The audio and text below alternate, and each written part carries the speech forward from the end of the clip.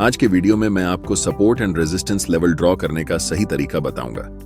Support and resistance technical analysis में use किए जाने वाला एक कमाल का टेक्निक है, but still most of the beginner traders इसे गलत तरीके से यूज करते हैं, जिसके वजह से उन्हें भारी नुकसान का सामना करना पड़ता है। तो बिना टाइम वेस्ट के वीडियो को शुरू करते हैं।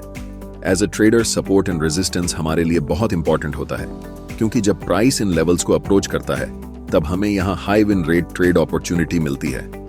लाइक दिस एग्जांपल, यहाँ हमारे पास चार्ट में एक एरिया ऑफ रेजिस्टेंस है, क्योंकि प्राइस ऊपर जाता है और इस लेवल को हिट करके नीचे आ जाता है। सो अगर प्राइस वापस इस लेवल को अप्रोच करता है तो यहाँ एक हाई पॉसिबिलिटी होती है कि प्राइस वापस नीचे आ जाए। सो ये हमारे लिए एक पॉसिबल ट्रेड अपॉर्चुनिटी हो सकती है। एक कॉमन मिस्टेक जो एक बिगिनर हमेशा करता है वो है बहुत सारे सपोर्ट एंड रेजिस्टेंस चार्ट पर ड्रॉ कर देना, कुछ इस प्रकार से जो उन्हें बहुत कंफ्यूज कर देता है। सपोर्ट एंड रेजिस्टेंस आपके ट्रेडिंग को सिंपल बनाने के लिए है, ना कि कॉम्प्लेक्स बनाने के लिए।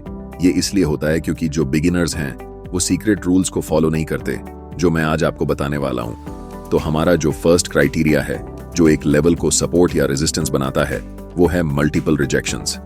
आइए एग्जांपल की हेल्प से समझते हैं। आपको दिख रहा होगा इस लेवल पर प्राइस मल्टीपल टाइम्स नीचे जाकर वापस आ जाता है, जो इसे एक पोटेंशियल सपोर्ट एरिया बनाता है। जो यहाँ हम एक लेवल ऑफ सपोर्ट ड्रॉ करेंगे कुछ इस प्रकार, और साथ ही साथ यहाँ आपको दिख रहा होगा प्राइस मल्टीपल टाइम इस लेवल पर ऊपर जाकर वापस नीचे आ जाता है, जो इस लेवल को एक पोटेंशियल रेजिस्टेंस एरिया बनाता है। जो यहाँ हम एक लेवल ऑफ रेजिस्टेंस ड्रॉ करेंगे कुछ इस प्रकार। अब आप सोच रहे होंगे इस चार्ट पर तो सही है, पर इस प्रकार के चार्ट पर हम सपोर्ट एंड रेजिस्टेंस कहां से ड्रॉ करेंगे जहां अभी तक कोई मल्टीपल रिजेक्शंस नहीं है। तो ऐसे सिचुएशंस में आपको मेजर स्विंग्स को आइडेंटिफाई करना है और support and resistance level draw करना है।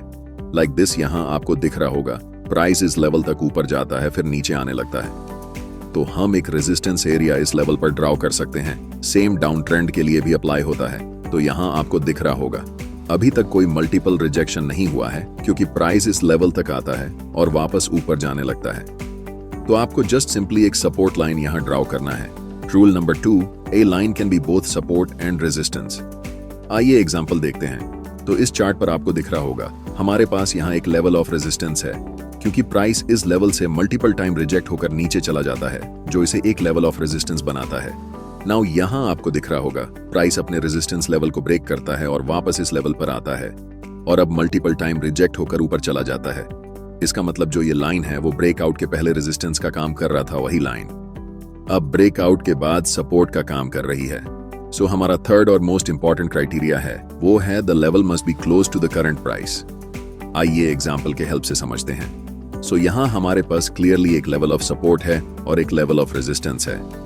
करंट प्राइस के आसपास आपको ऐसे लेवल पर सपोर्ट एंड रेजिस्टेंस ड्रॉ नहीं करना जो करंट प्राइस से बहुत दूर है। लाइक दिस एग्जांपल, हालांकि ये भी सपोर्ट एंड रेजिस्टेंस है, पर करंट प्राइस से काफी दूर होने के कारण अभी इनका कोई काम नहीं है। सो हमें ऐसे लेवल पर सपोर्ट एंड रेजिस्टेंस ड्रॉ करना है जो करंट प्राइस के अकॉर्डिंग हमें मैटर करें, क्योंकि बहुत सारे लाइन हमें कंफ्यूज कर सकते हैं। आइए अब कुछ एग्जांपल देखते हैं। सो यहाँ हम एक सपोर्ट जोन ड्रॉ कर सकते हैं, क्योंकि प्राइस यहाँ मल्टीपल टाइम रिजेक्टेड है और ये करंट प्राइस के करीब भी है, और यहाँ हम एक रेजिस्टेंस लेवल ड्रॉ कर सकते हैं कुछ इस प्रकार। अगर आप ध्यान से देखो तो जो ये रेजिस्टेंस लेवल था वो पहले सपोर्ट था, फिर ब्रेकडाउन के बाद ये रेजिस्टेंस का काम कर रही है, और ये भी करंट प्राइस के करीब है। सो बेसिकली आपको रेक्टेंगल बॉक्स के जोन क्रिएट करना है, क्योंकि सपोर्ट या रेजिस्टेंस कोई स्ट्रेट लाइन नहीं होती, ये एक जोन होता है। नेक्स्ट एग्जांपल देखते हैं। सो यहाँ हम एक रेजिस्टेंस लेवल ड्रॉ कर सकते हैं, क्योंकि प्राइस यहाँ मल्टीपल टाइम रिजेक्टेड हो चुका है और ये करंट प्राइस के करीब भी है।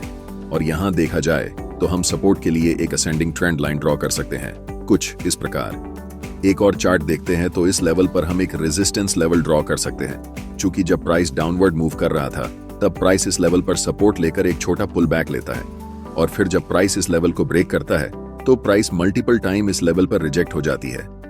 सो ये हमारा रेजिस्टेंस लेवल है जो करंट प्राइस के क्लोज है, और ये हमारा एक पोटेंशियल सपोर्ट लेवल हो सकता है। सो बेसिकली इस प्रकार से आप level of support and level of resistance draw कर सकते हो।